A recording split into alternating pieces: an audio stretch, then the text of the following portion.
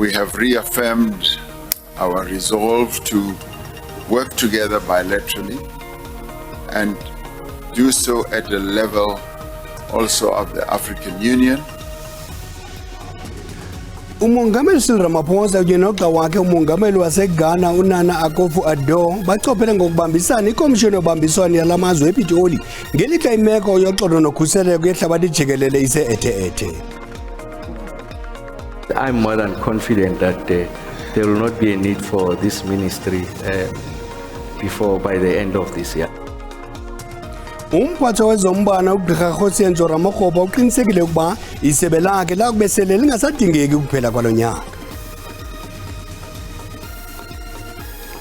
Injajeli ze-DSTV Premiership iMamelodi Sundowns yakuqhubisana neqela laseTanzania iYoung Africans kwi-quarter final ye-CAF Champions League.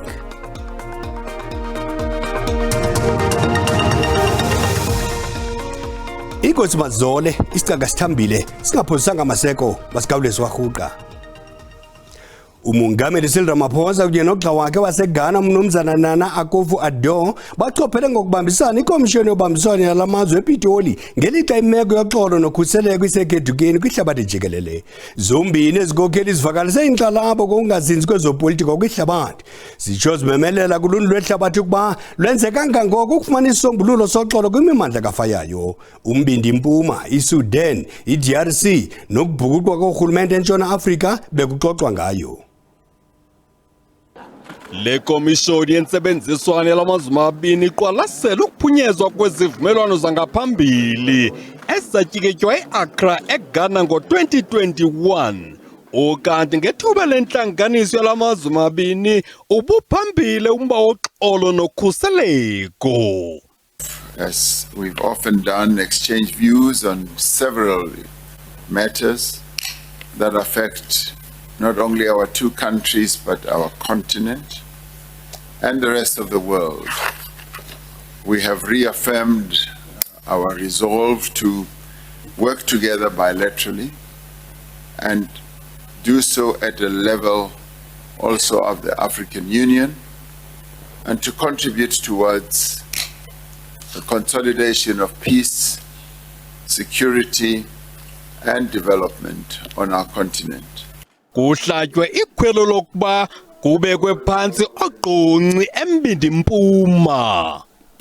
About developments in Israel and Palestine, taking of hostages and the killings in Palestine are jeopardizing the prospects of a comprehensive solution to this age-old conflict, which is the advancement of the two-state solution as the definitive solution to this conflict. Omabini lamazwe aza kubamba unyulo kulonyaka kwaye umongameli Akufo-Addo sisihlandlo sakhe sokugqibela engumongameli.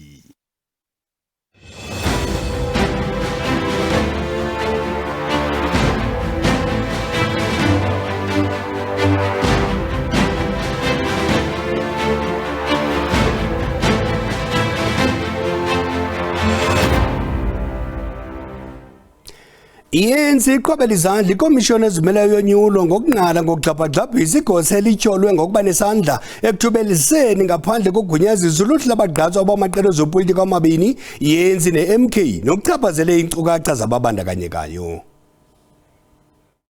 We have to learn that this was not a result of a security breach, but rather the neglectful conduct of an individual. The conduct of the implicated official has jeopardized the personal details of all the individuals in our candidates list. We urge all the appropriate authorities to swiftly address this matter. The ANC reiterates our full confidence in the IEC to deliver yet another free, fair and just election. Oku emva kokuba kuthutyeleziswe ngaphandle kogunyaziso uluhlu lwabagqatswa be-ANC neqela elitsha umkhonto wesizwe sikwasilima eso soyanyaniswe nomnye wamagosa ekomishoni ezimeleyo yonyulo i-IEC. Corrective action in terms of applicable labor laws is underway, and the official has been requested to make submission as to why their contract of employment should not be terminated. La maqela mabini alungiselela ukungqobanisa inhloko kwinkundla yezonyulo ngokusetyenziswa kwegama eyayilele phiko lomkhosi wokhuselo we-ANC umkhonto wesizwe i-IEC ithi lo mba usezandleni izinkundla. Ukanti bangaphaya kwe-27.79 million abavoti abalungele ukuvota kunyulo oluzayo elona nani liphezulu kwiminyaka engama-30 yenkululeko. Kwakhona inani loluntu olumele iminyaka yi-18 ukuya kweyi-39 kumqulu wokuvota lenyuke ngokumandla nelifikelela kwabantu abayi-11.7 million. Ukanti izinga elinkqenkqeza phambili lwabavoti abangamanina luyaqhubeka. Kuyo yonke imicimbi yophuhliso iqela eliphambili eliphikisayo i-DA libhalele entshona ukuba kubekwe esweni unyulo, ntshukumo leyo ebonwe njengabonakalisa intembeko kwinkqubo yonyulo yaseMzantsi Afrika.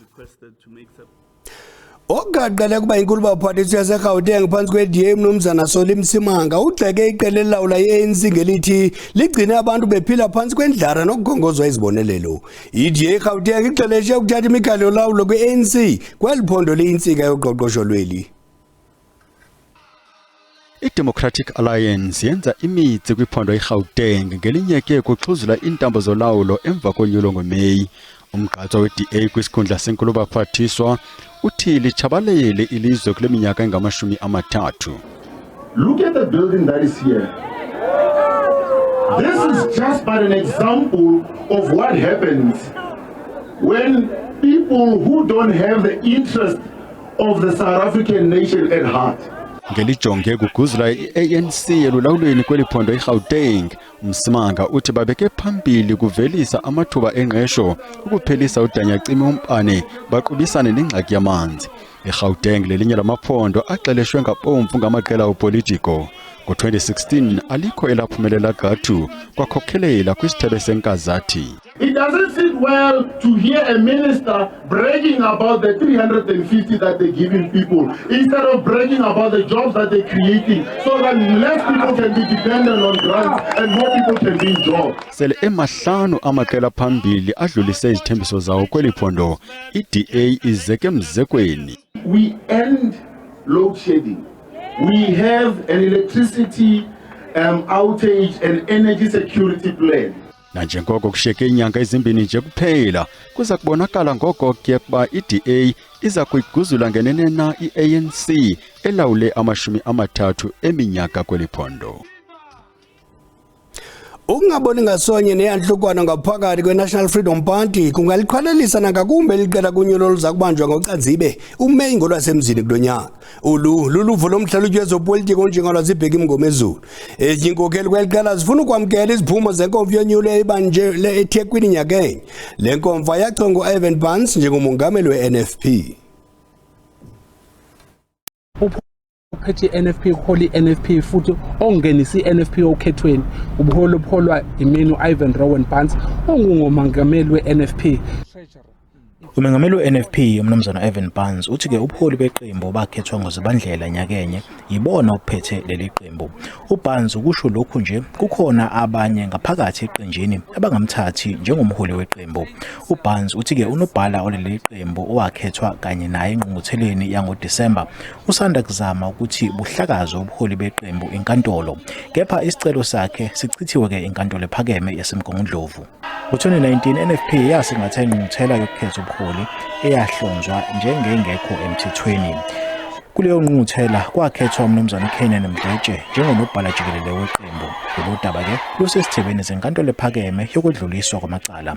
uMdletshe ke yena usola umnumzana uBans ngokudala uqhekeko eqenjini. Kufanele ngabe umuntu oyibiza ngomengameli ukhuluma ngalolo hlobo ngoba iqiniso lithi esikhathini esibhekene naso siyadingana. Kufanele ngabe yena ukhuluma amazwi akhayo, amazwi akhombisayo ukuthi uyafisa ukuthi kube nobumbano nokuzwana eqenjini le-NFP. Usolwazi ubheka imngomezulu uthi iNFP ingasithola isenkingeni uma ingazilungisi izinselelo zayo zangaphakathi. Iqembu lithi kusamele ligcwalise izikhala ezimbili ePhalamende likazwelonke. INFP ithi isikwazile ke ukubhalisela ke ukungenela ukhetho lwangoMay kanti ihlele ukwethula usomqulu wesithembiso zokhetho ngo-April. NginguSimpiwe Makhanya wezindaba ze-SABC ngiseThekwini. Kanti xa sibuya evenkileni umkomishana wamapolisa eGauteng uNjengeletomi Mthombeni uthi amapolisa ayaliphumelela idabi lokulwa ulwaphulomthetho kodwa masithuma umntwana evenkileni kuqala.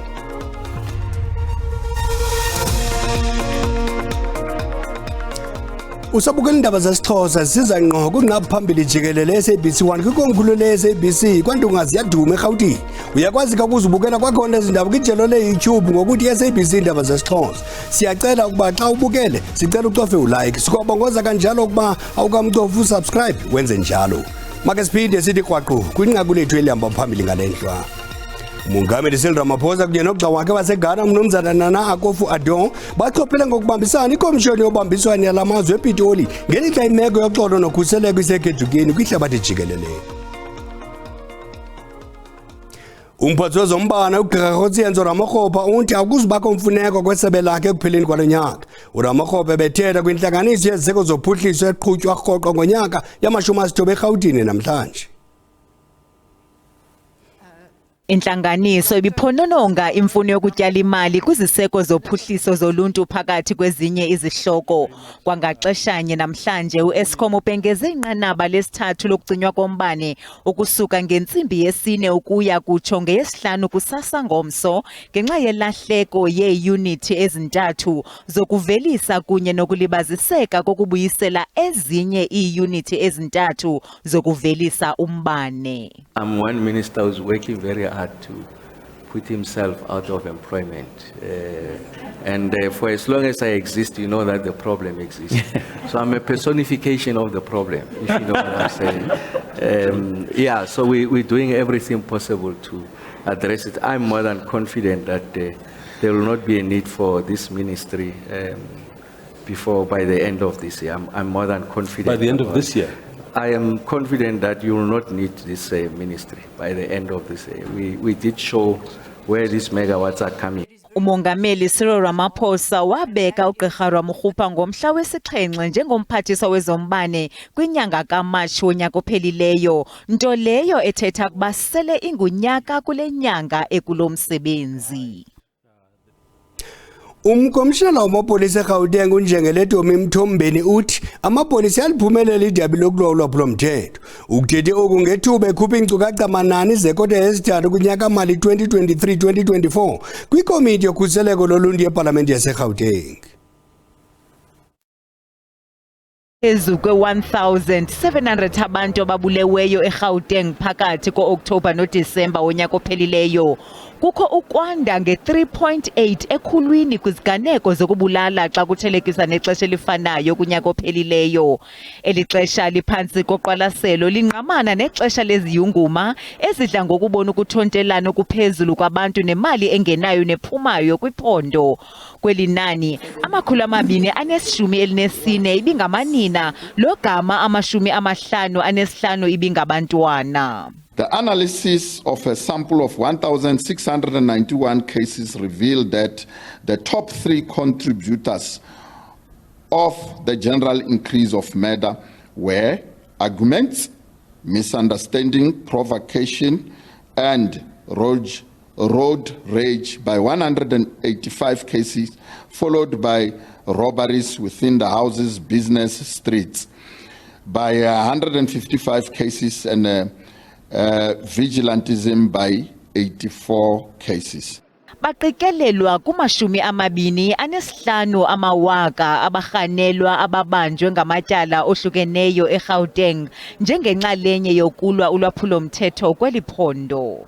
1,134 undocumented persons, including 234 for illegal mining arrest, 557 arrests for murders, and 610 for attempted murders. Kodwa ulwaphulomthetho olunjengoqoqoshiso lwemoto lusephezulu. Umphathi wezimali eMpuma Koloni uMnumzana Mlungisi Mvoko uyabele i725 million rand inkqubo yokuthuthwa kwabafundi kulonyaka mali. Esabelo senyuke nge30 million rand kweso sanyakenye. Mnumzana Mvoko besenza intetho yohlahlo lwabiwo mali yonyaka mali 2024-2025 kwindlu yezomthetho eBhisho. Iindaba ngaphaya kwamawaka likhulu abaxhomekeke kwinkqubo yeskola transport ephondweni ibe uninzi lwabo lukwiindawo ezisemaphandleni ukuzokuthi kangoku le nkqubo isenemingeni eliqela nalapho kuphela abazali beyibhatalela ngokwabo le nkqubo. Esi sixamali songeziweyo kukuqinisekisa ukuba kukho magingxi-gingxi kule nkonzo. We have made a commitment. We are committing to scholar transport as treasurer. We said that to the Department of Transport and the Department of Education. Isebelo zothutho ephondweni lulwamkele olungenelelo. Sicinga fanele bana sizawuhamba indima enkulu ukhawulelana neengxaki esinazo nesidingo esikhoyo. Noba ke asuphumelela uthutha umuntu wonke kodwa ubukhulu becala sawukhawulelana nesidingo esikhoyo phaya. Kodwa amaqela aphikisayo awaxolanga. We know that the need in our province, especially with the huge rationalization of school program where they're closing down schools without providing transport, is over 144,000 students. So we've still got more than 41,000 learners that will be left at home. Scholar transport, he admits there is no proper planning. And nalemali by Fagayo, which they can even monitor and manage it. Isebe lezemfundo lelona sebe lenikwe imali eninzi laze lalandelwa lisebe lezempilo. Abongile Yankees kwiindaba ze-SABC eBhisho. Ikholeji yaseNtshona Koloni yabongikazi yodwa kweli enezifundo zesidanga sebachelor. NgoLwesibini urhulumente wephondo wamkela abafundi kwesibini kwezo zifundo nakwezinye zeliziko. Iziko loqeqesho kwezobongikazi kwelentaba etafile iWestern Cape College of Nursing lithe gqolo nokuphuhlisa izifundo zalo nanjengoko likunyaka walo wesibini lizidlulisa. Lingqinisise ngokugqithisa ezi zifundo zesidanga sebachelor kwezobongikazi ngenjongo yokuqeqesha abaninzi abaza kuba negalelo elimandla kwinkqubo yezempilo. Others can be theatre nurses, others to be advanced midwives, others to do ICU, which is quite exciting to train specialists. Lo gama abanye bekwingabulazitawu kwimfundo yabo enomsila, abanye abanqonqotha kulo mthombo wemfundo zizithwalandwe eziqeqeshekileyo ezinomnqweno wokuqaqambisa ulwazi kwezempilo. Ukanti kumbono mqesibe oluqeqesho lubizo nabaya kuzijula ijacu kumzila walo nokuba kusehla kambe kusenyukela. So this is a great opportunity for me, not only to me but obviously to the people that are behind me as well. That there is nothing that would ever stand in your way as long as you keep on pushing, no matter how no's you can get on the way or no matter how many declines you can get on the way, as long as you push towards what you want. College zobongikazi zezinye zamaziko angundoqo ukuthi xhaxhe umgangatho wecandelo lezempilo. Colleges throughout there has been the main producers of human resources when it comes to nurses. Bangamakhulu amathathu abafundi abangene kumacandelo wezifundo ezahlukeneyo kuquka nenkqubo yonyaka ye-higher certificate neye-diploma kwizifundo zobongikazi. Ngoku masicaphule izimvo zababukeli kwikhasi lethu leWhatsApp. Ngaske ke bawaqeqeshe bangameli nje kuwaqeqesha ahlale nginamsebenzi. Onesi ngabantu abadingekayo kakhulu eMzantsi Afrika, so eliziko eli lenze kakuhle kakhulu. Simele siliqhabele izandla ngalo msebenzi walo. Into engaba inhle kakhulu le ndingayincoma kakhulu lonto xa ingenzeka. Imali xa ingayenza umsebenzi wayo ingehli ngomlenze. Baba ngazo zibini kakhulu kweliziko lizawuqeqesha omongikazi. Ingasikeke lento ingapheleli ehayeni emva kovoto uve kuthiwa ayisekho kwalonto. Abesithembeke ngempela le mali ngempela izokwenza ukufanele ngoba imali ziye zabiwe zinikwe izinyanga yahlukahlukene noma umasipala abahlukahlukene ukuthi zenze umsebenzi ebese singawenzi ehle ngemlenze. Engathithi ke masebeqedile ukuqeqeshwa bangathola nemisebenzi ukuthi bakwazi ukuxosha ikati eziko. Sengazi ukuthi wonke ke ama province angaseke emzekweni enze okufanayo. Inkinga icorruption eSouth Africa, le mali izavele ehlele emthini wrong. kungaba ukuthi umsasazi uma ngabe imali le ebekele ukuthi ifundise labongikazi yenza umsebenzi wayo ingehle ngomlenze. Iyadanisa into yobana libe linye iziko elikhupha omongikazi abasemgangathweni ophezulu, kodwa isingase ke xa libatyekeza libakhupha baphangele bangahlali nje befunde kangaka iminyaka emine yonke. Siyabonga kakhulu uncedile uhulumende, engathi lento akayenzile ngayinto aqhubeka njalo njalo nokuyenza, angayenzi ngoba kusondela ukhetho. Ngibafisela okuhle, sengathi nje abafundi bangaqeqeshwa kahle noma sokufika isikhathi lapho khona kumele ukuthi bathole khona imisebenzi kungabi inkinga, ngoba kubuhlungu ukukhipha imali uqeqeshwe kuyaba mase kumele ukuthi uthole umsebenzi sokunzima. Ngabasebenzi be-Durban Transport baxambulisana nomasipala waseThekwini ngenxa yokwephulwa kwesivumelwano. Bukela i-cutting edge ngensimbi yesithoba ngokuhlwa nje xa inaba ngalomba. Ukhansela usibanibani bebenefita la ebhodweni. Izani inqabizena ngithanda siredi. Lokho kusidala ukuthi singene inkingeni zokuhlukumezeka yemndeni. Angazi lutho losebhodwe. Basigilile nje labantu bazisidile basiqede. Le mali wayifaka ebhodweni lipi ibhodwe lakho.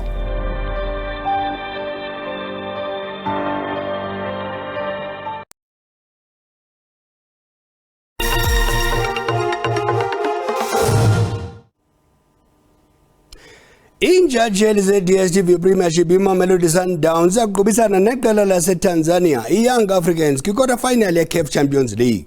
Eliphumeleleyo kula maqela kungquzulwano olumilenze emibini liza kudlala ne-Esperance yaseTunisia okanye i-ASEC Mimosas yase-Ivory Coast kwi-semi-final. iMamelodi Sundowns itawuvakashela kulaseTanzania lapho itawube itfolene khona etulu neYoung Africans leyatiwa ngokuthi Yanga kumdlalo wemlende wekuqala wekota final yalomcuzelwano iCAF Champions League. Eminyakeni lophelile ama-Brazilians akhishwa ku-semi-finals yalomcuzelwano lapho akhishwa khona yiWydad Casablanca yaseMorocco. Lelinye ke liqembu laseTanzania iSimba FC yona itawufonana etulu ne-Al Ahly yaseGibhithe. I-Al Ahly ke leholwa embili nguPercy Tau waseNingizimu Afrika ngiyo bomakhonya kulomcuzelwano njengoba seyineticocolo leti-11 ngu-11 ngelowo ngelulwimi lwekucela litiya. I-TP Mazembe yase-Democratic Republic of Congo yona itawufonana etulu ne-Petro Atletico de Luanda yase-Angola kuwo umdlalo wekota final ye-CAF Champions League, kuthi Esperance yaseTunisia idlale ne-ASEC Mimosas yase-Cote d'Ivoire. Yonke ke imidlalo yemlende wekuqala wekota finals yalomcuzelwano itawudlalwa evikini lekugcina kule nyanga lesikuyo. Mina ke ngingumduduzi Ndlovu, leti tindzaba te-SABC ngikubikela ngiseJozi. Umbengo mje ucima umlilo nakukholo salubisi demozulu ukandeza ngomso zakuphakwa ngogxa bethu ngolikamageba makube xhosi bele.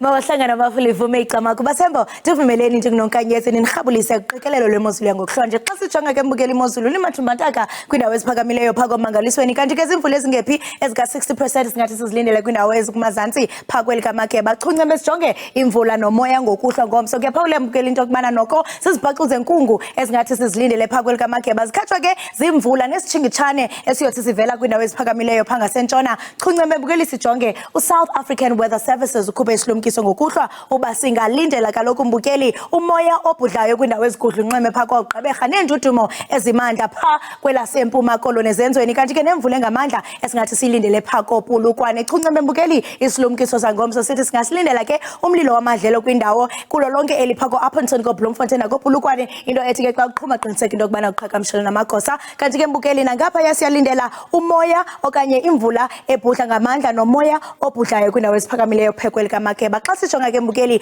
amaqondo obushushu aphantsi ngokuhlwa njengoko sibona kaloku mbukeli balifudumele kakhulu phaa komusina ngaye u-26 degrees xa singena ko-Sweet Matate kokstata Mountain Leaf siwela umzimvubu Singene phakathi kwabhaca singene kaloku napha eNew Rest emantlaneni emfinizweni ePamilton elusikisiki ngawo kaloku amaqondo obushushu ka-17 degrees kanti ke mbukeli xa sijonga kaloku ngomso siyabona kaloku mbukeli pha kwindawo ezipha komahlungulu ukurhwela pha emqanduli sijike sijonge kuntabankulu edambeni endakeni emaqaqeni nakocacadu futhumele ngayo u-24 degrees kwezerhana eKing Williamstown eqonce mbukeli kuyaphawuleka into yokubana khona nguye kaloku u-28 degrees ufuthumele kakhulu igqatsu upopoyi kwindawo ezifudumeleyo phako Upington ngaye u-36 degrees ndisatsho ndithi maziqhume inqawe emaxhekweni Xosi.